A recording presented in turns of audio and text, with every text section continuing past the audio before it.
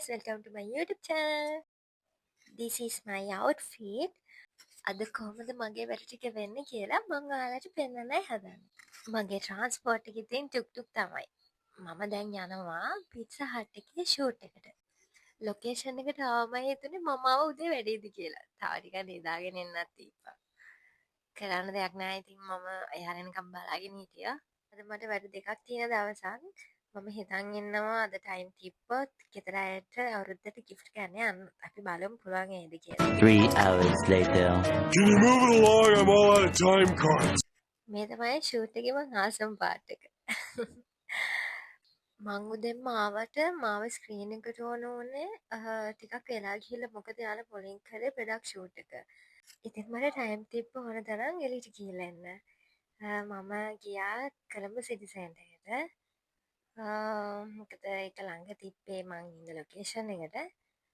මම ගිහිල්ලා අම්මටයි තාත්තටයි ඇඳුම් අරගෙන මට නම් ඇත්තටම ගන්න එකක් තිබ්බේ නෑ. ඇඳුම් අරගෙන මං ආයේ ලොකේෂන් එකට ආවා. මොකද මට යාළුවා කෝල් කරා ආයේ මම ස්ක්‍රීන් එකට ඕනි කියලා. ඉතින් මං ටක් ගාලා බිල් කරගෙන මම ගියා.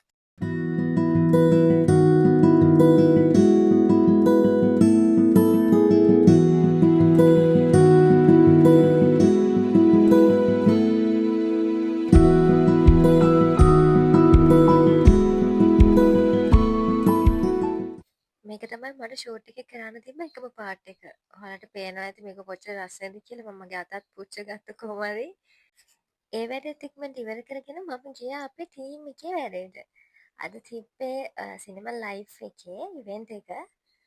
උදේ වගේම මෙයාලා එනකනුත් මට චුට්ටක් බලන් ඉන්න වුණා. මොකද මම එතනට යද්දි වෙලා වැඩි අද.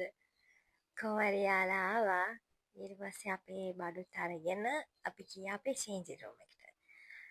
ඊට පස්සේ අපි මේකප් දාගෙන රෙඩි වුණා ඉවෙන්ට් එකට. ඉවෙන්ට් එකේ වීඩියෝස් නම් මොකුත් නෑ ගයිස්.